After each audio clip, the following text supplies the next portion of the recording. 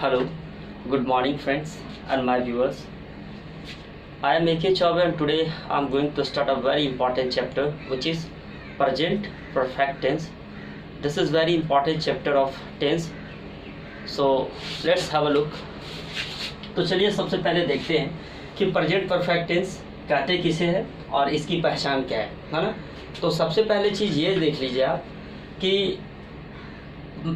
मैं यहाँ एक सेंटेंस लिखा हूँ कि मैं तुम्हें देख चुका हूँ या मैंने तुम्हें देखा है। मैं तुम्हें देख चुका हूँ या मैंने तुम्हें देखा है। तो इसकी पहचान है कि जिस हिंदी क्रिया के अंत में चुका हूँ, चुकी हूँ, चुके हैं, चुके हो, चुका है, चुकी है या फिर या हूँ, ई हूँ, ए है, ए हो, या है, ई है इत्यादि लगा हो और उससे यह पता चले कि कोई कार्य अभी अभी समाप्त हुआ है। क्या है? कोई काम अभी अभी समाप्त हुआ है या कोई कार्य पास्ट टाइम में समाप्त हुआ हो।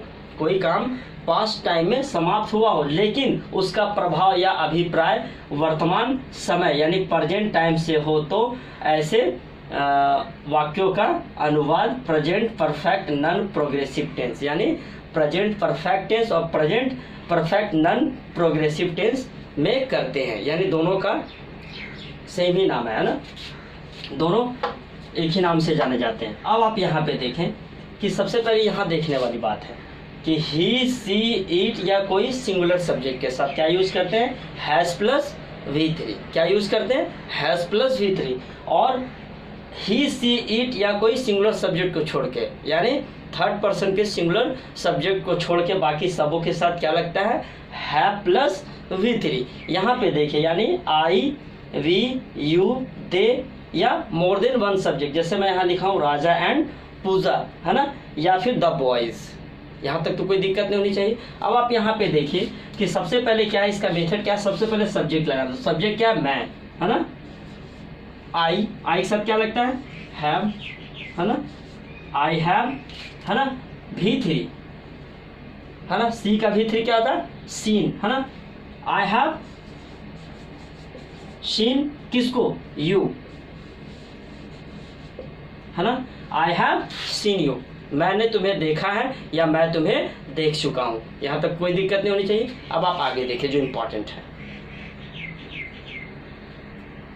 ओके गाइस, अब आप यहाँ पे ये देखें जो और भी इम्पॉर्टेंट है कि मैं यहाँ लिखा हूँ कि वह स्कूल गया है।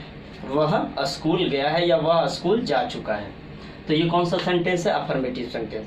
अफर्मेटिव सेंटेंस में हम लोग बनाने का क्या नियम है? सबसे पहले सब्जेक्ट के अनुसार हैव और हैज लगाते हैं, उसके बाद वर्ब का तीसरा रूप लगाते हैं, उसके बाद अदर वर्ड्स लगाते हैं, है ना।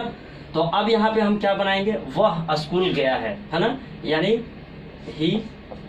वह का इंग्लिश में क्या होता है? ही। अब यहाँ पे देखिए ही, सी, इट के साथ क्या लगता है? Has plus V3। तो हम लोग क्या लगाएंगे? He has gone to a school, है ना। He has gone to a school. यहाँ तक तो कोई दिक्कत नहीं होनी चाहिए।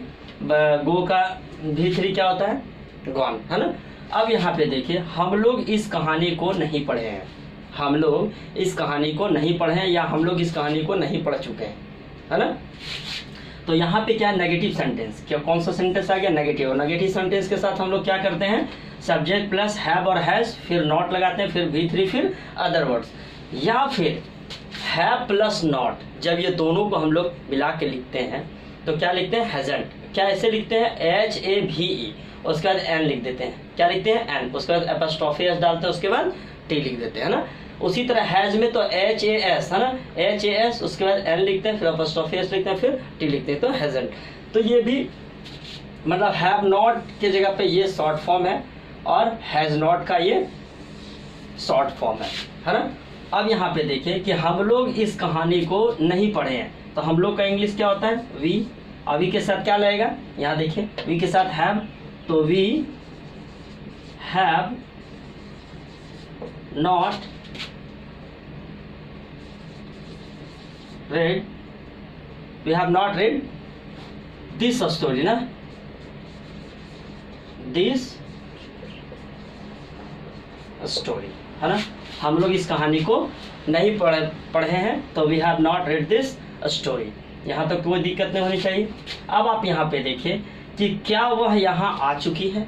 यदि कोई सेंटेंस क्या से शुरू हो और उसके लास्ट में चुका है, चुकी है इत्यादि लगा हो और सबसे अंत में क्वेश्चन मार्क भी हो, तो हम लोग किससे शुरू होते हैं? हैव और हैज से। तो किसके अनुसार? सब्जेक्ट के अनुसार, है ना। तो इसमें क्या सब्जेक्ट क्या है? वह, और यहाँ चूंकि यानी फीमेल को हम लोग दिखा रहे हैं, है ना, तो यानी सी लगेगा, है ना। तो यानी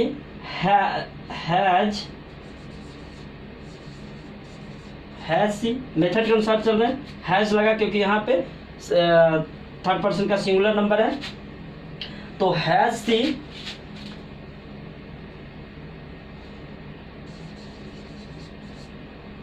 कम हियर। क्या वह यहाँ आ चुकी है? तो has she come here plus question mark. अगर ये छूट जाएगी तो आपकी सेंटेंस रॉन्ग हो जाएगी। तो यहाँ तक तो कोई दिक्कत नहीं। क्या वह यहाँ आ चुकी है? सॉरी, यहाँ है ना, हैज सी कम हेयर, है ना, हैज सी कम हेयर। यहाँ तक तो कोई दिक्कत नहीं होनी चाहिए। अब आप आगे देखिए जो इम्पोर्टेंट है। ओके गाइज, अब आप यहाँ पे ये देखें कि यहाँ पे मैं लिखा हूँ नंबर 4 कि क्या वह नहीं सोया है या फिर क्या वह नहीं सो चुका है। तो जब कोई सेंटेंस क्या से शुरू हो और उसमें क्या लगा हो? नहीं भी लगा हो और लास्ट में क्वेश्चन मार्क लगा हो, तो हम लोग क्या करते हैं? फिर किससे शुरू होते हैं? हैज और हैव से, उसके बाद सब्जेक्ट, फिर नॉट, उसके बाद V3, फिर ऑब्जेक्ट या फिर अदर वर्ड्स। और ये शॉर्ट फॉर्म भी आप लिख सकते हैं, हैव प्लस नॉट का हैवेंट या हैज प्लस नॉट का हैजंट, जो भी लिखना हो आराम से लिख सकते हैं। यानी क्या वह नहीं सोया है ना, यानी वह, तो क्या लगेगा? Has he. सब्जेक्ट में क्या लगा? ही। नॉट सोना का slept, has he not slept plus question mark ना, हैज ही नॉट स्लेप्ट। क्या वह नहीं सोया है। अब आप यहाँ पे देखें कि तुमने उसे क्यों पीटा है। तुमने उसे क्यों पीटा है ना, तुमने उसे क्यों पीटा है, या फिर तुम उसे क्यों पीट चुके हो, है ना। तो यहाँ पे आएगा सबसे पहले यदि किसी सेंटेंस के बीच में कब, कहाँ, कैसे, क्यों इत्यादि लगा हो, यानी वो WH क्वेश्चन हो, तो सबसे पहले क्या लिखते हैं हम लोग? WH। उसके बाद हैव और है, उसके बाद सब्जेक्ट, फिर V3, फिर अदर वर्ड। तो तुमने उससे क्यों पीटा है, तो सबसे पहले व्हाई, तुमने ना, हैव, व्हाई हैव यू, है ना। V3 क्या होगा? Beaten, why have you beaten him, है ना, plus question mark. Why have you beaten him, तुमने उसे क्यों पीटा है। अब आप यहाँ पे देखिए कि उन लोगों ने तुम्हारी मदद क्यों नहीं की, नहीं, है ना, उन लोगों ने तुम्हारी मदद क्यों नहीं की है।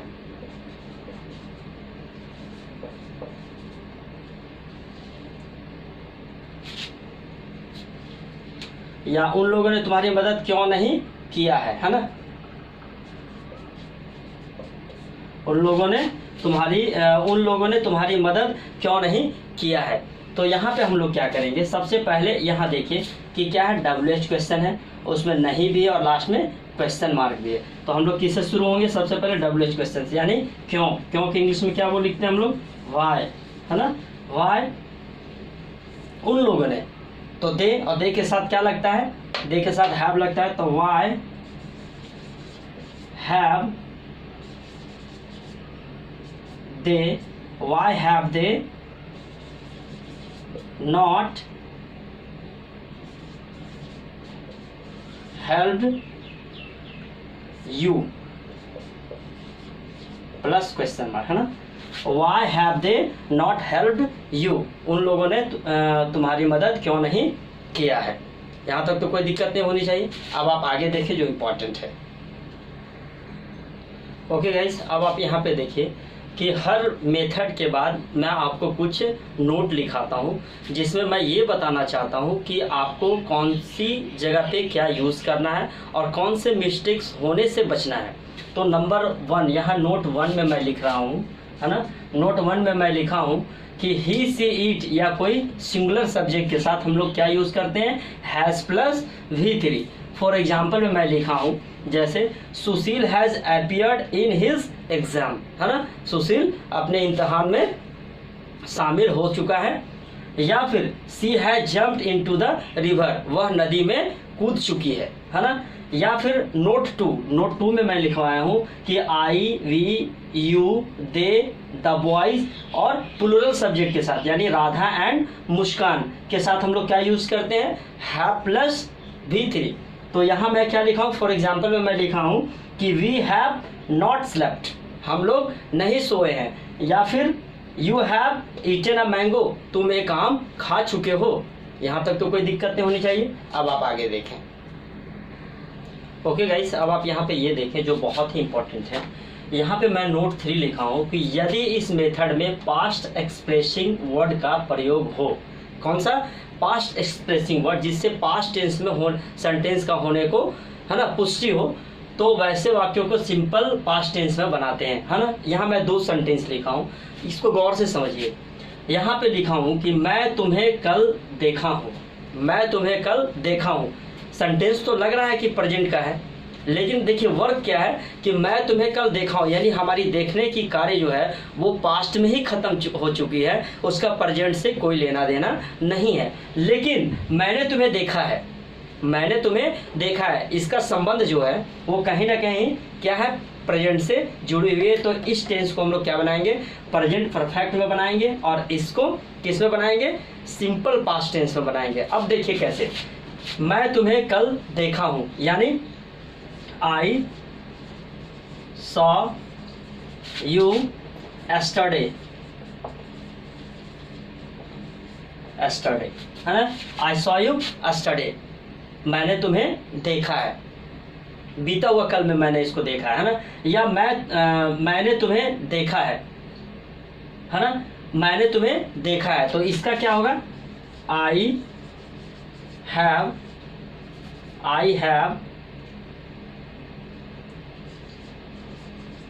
सीन यू, मैंने तुम्हें देखा है, तो इसका क्या होगा, आई हैव सीन यू। जैसे last month, last year, yesterday, एगो, ये सब जो वर्ड्स हैं जो जिससे हमें ये पता चलता है पास्ट एक्सप्रेसिंग वर्ड्स हैं ये, तो ये अगर ऐसे सेंटेंस में प्रेजेंट परफेक्ट टेंस के सेंटेंस में अगर आ जाते हैं तो हम लोग उसको प्रेजेंट परफेक्ट में ना बना के किस में बनाते हैं, पास्ट इंडेफिनिट टेंस में बनाते हैं। यहाँ तक तो कोई दिक्कत नहीं होनी चाहिए। आगे देखिए जो इम्पोर्टेंट है। ओके गाइस, अब आप यहाँ पे देखें, एक नोट 4 में मैं लिखा हूँ कि इस टेंस का प्रयोग हम लोग ऐसे कार्यों के लिए भी होता है या करते हैं जो पास्ट में हुए हैं।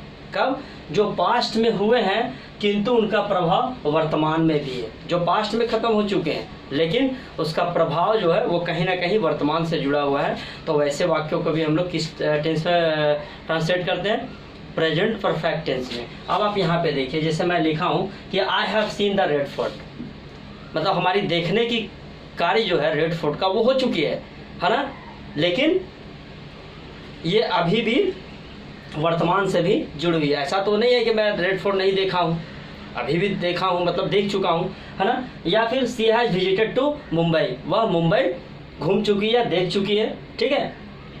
अब आप यहाँ पे देखिए नोट 5 पे मैं दिखाना चाह रहा हूँ कि कुछ ऐसे कार्य या कुछ ऐसे कार्य जो पास्ट में पहले घटित हो चुकी है लेकिन उसमें क्या है, कोई समय सूचक वर्ड या शब्द ना हो, तो हम लोग उसको किस में बनाते हैं, प्रेजेंट परफेक्ट टेंस में। जैसे वह दिल्ली गया है, वह दिल्ली गया है ना, यानी यहाँ पे होगा he has gone to Delhi, वह दिल्ली गया है। अगर यही रहता कि वह 1 महीने पहले दिल्ली गया है तो यही सेंटेंस को हम लोग किस में बनाते हैं, सिंपल प्रेजेंट टेंस में, क्योंकि उसमें पास्ट एक्सप्रेसिंग वर्ड को दी गई या दी जा चुकी है। अब यहाँ पे देखिए, यहाँ पे मैं लिखा हूँ कि मैं, है ना, मैं इस किताब को पढ़ चुका हूँ, पढ़ने की जो क्रिया है वो समाप्त हो चुकी है, पास्ट में ही समाप्त हो चुकी है, लेकिन उसमें कोई पास्ट एक्सप्रेसिंग वर्ड नहीं दी हुई है इसमें, इसीलिए हम लोग इसको किस में बनाएंगे, यानी इसका कहीं ना कहीं रिलेशन जो है प्रेजेंट से जुड़ा हुआ है। तो हम लोग बनाएंगे कि मैं इस किताब को पढ़ चुका हूँ, है ना, I have read this book. यहाँ तक तो कोई दिक्कत नहीं होनी चाहिए, है ना। ये देखिए, अब आप आगे देखें। ओके गाइस, अब आप यहाँ पे ये देखें कि नोट 6 में मैं लिखा हूँ कि प्रेजेंट परफेक्ट टेंस के साथ एडवर्ब्स या एडवर्बियल फ्रेजेस का प्रयोग होता है। किसका? एडवर्ब्स या एडवर्बियल फ्रेजेस का प्रयोग होता है। जैसे मैं यहाँ लिखा हूँ, एवर मीन्स कभी, नेवर मीन्स कभी नहीं, ऑलवेज मीन्स हमेशा, ऑफ्टन मीन्स प्राय, ऑकेजनली कभी कभी, सेवरल टाइम्स अनेक बार, है ना, ऑलरेडी पहले से ही, एट, है ना, अब तक या अभी तक, जस्ट तुरंत, या रिसेंटली हाल ही में, या अप टू नाउ अभी तक, या सिंस मतलब से, और फोर मतलब से, है ना। अब आप यहाँ पे देखिए, फॉर एग्जांपल के तौर पे मैं 2 सेंटेंसेस यहाँ लिख चुका हूँ कि she has not come yet, she has not come yet, वो अभी तक नहीं आई है ना। या फिर have you ever seen me, क्या आपने कभी मुझे देखा है, या क्या आप कभी मुझे देखे हैं। तो यहाँ तक तो कोई दिक्कत नहीं होनी चाहिए। यानी इन सब मतलब एडवर्ब्स का प्रयोग हम लोग प्रेजेंट परफेक्ट टेंस में करते हैं। अब मैं आपको बताऊंगा द यूज ऑफ सिंस और फोर। सिंस और फोर का प्रयोग जो है वो थोड़ा सा क्रिटिकल है, जो मैं आपको पूरे डिटेल में बताऊंगा, वो आप देखें। ओके गाइस, अब आप यहाँ पे देखें, जो मैं बताने जा रहा हूँ ये बहुत ही इंपॉर्टेंट चीज़ है। ये है क्या? The use of four and since, है ना। क्या है? फोर और सिंस का प्रयोग में थोड़ी जटिलता है। यदि आप थोड़ी सी मिस्टेक करेंगे तो आपकी गलती एकदम निश्चित होने की चांसेस है ना। तो थोड़ा सा भी अगर आप अलर्ट रहते हैं और ये दिए गए फॉर्मूला के ऊपर यदि आप ध्यान देते हैं तो कभी भी आपके सिंस और फोर के यूज में कभी गलती नहीं होगी, या फिर आप गलती नहीं करेंगे। तो यहाँ पे देखिए, यहाँ पे मैं लिखा हूँ फोर। फोर का प्रयोग, है ना, for is use before indefinite और uncertain and period of time, है ना। फोर का प्रयोग क्या होता है? इंडिफिनिट में होता है ना, इंडिफिनिट के तौर पे, अनसर्टेन के तौर पे, और period of time. Period of time का मतलब यह है कि जिसकी हम लोग काउंट कर देते हैं, गिनती कर देते हैं, है ना। जैसे ही काउंट की बात आती है, एक पीरियड की बात आती है ना, यहाँ से लेके यहाँ तक, जैसे 1 2 3 4 5 6 7 8 9 10, यानी 1 से लेके 10 तक के श्रृंखला को हम लोग क्या कहेंगे? फिर हम पीरियड ऑफ टाइम, है ना। तो यहाँ पे पीरियड ऑफ टाइम के साथ हम लोग क्या यूज करते हैं? फोर यूज करते हैं। यानी जहाँ भी हम लोग गिनने की बात करते हैं, जहाँ काउंटिंग की बात आ जाती है या पीरियड ऑफ टाइम की बात आती है, वहाँ पे हम लोग फोर का यूज करते हैं। जैसे 20 मिनट्स गिन दिए, 1 2 3 4 5 6 7 8 20 मिनट्स, है ना। या फिर 4 2 आवर्स, कितने घंटे? 1 2, यानी 1 और 2 के बीच में एक श्रृंखला हो गया, पीरियड हो गया, है ना। या फिर 4 5 डेज, 5 दिन, यानी 1 2 3 4 5, देखिए यहाँ से यहाँ तक एक पीरियड आ गया, तो उसके साथ हम लोग क्या यूज करते हैं? फोर। जैसे 4 3 वीक्स, है ना, 3 सप्ताह से, यानी 1 सप्ताह 2 सप्ताह 3 सप्ताह, यानी एक पॉइंट से दूसरे पीरियड तक मैं गया हूँ, तो उसकी जगह पे हम लोग क्या यूज करते हैं? फोर यूज करते हैं। 4 2 ईयर्स, 2 साल, है ना, 4 2 ईयर्स, है ना। 4 1 मिनट्स, है ना, 4 1 मिनट, 1 मिनट हम लोग काउंट कर रहे हैं। या फिर फॉर अ लॉन्ग टाइम, है, एक लंबी समय से, एक लंबी अवधि से। या 4 मंथ्स, महीनों से। या फिर हैव, जैसे मंथ्स, है ना। अब यहाँ पे मैं एग्जाम्पल के तौर पे लिया हूँ कि I have worked here for 2 hours, मैं यहाँ पे 2 घंटों से काम कर चुका हूँ, या मैं यहाँ 2 घंटों से काम किया हूँ। कितने घंटों से? गिन दिए, 1 2 3 4, यानी एक पीरियड ऑफ टाइम के साथ हम लोग क्या यूज करते हैं? फोर का यूज करते हैं। लेकिन since is used before definite point of time. कहाँ यूज होता है? एक डेफिनिट पॉइंट ऑफ टाइम, है ना। पॉइंट ऑफ टाइम के साथ हम लोग क्या यूज करते हैं? सिंस का प्रयोग करते हैं। मतलब एक पॉइंट को हम लोग वहीं से उठा लेते हैं जहाँ पे गिनने की बात नहीं होती है। जैसे सिंस मंडे, कौन सा मंडे भैया? आज का मंडे, कल का, मतलब कल का, या बीते हुए समय का, या 1947 का, या 2004 का, 2010 का, 2020 का, यहाँ देखिए सिंस जुलाई, कौन सी जुलाई कुछ पता नहीं है ना। एक पॉइंट को मैं लेता हूं, तो जहां पे पॉइंट ऑफ टाइम की बात होती है वहां पे हम लोग क्या यूज करते हैं, सिंस, है ना, सिंस जुलाई या सिंस 1947, है ना, या फिर सिंस मॉर्निंग, कब से, सुबह से। I have not seen you since morning, है ना, या फिर सिंस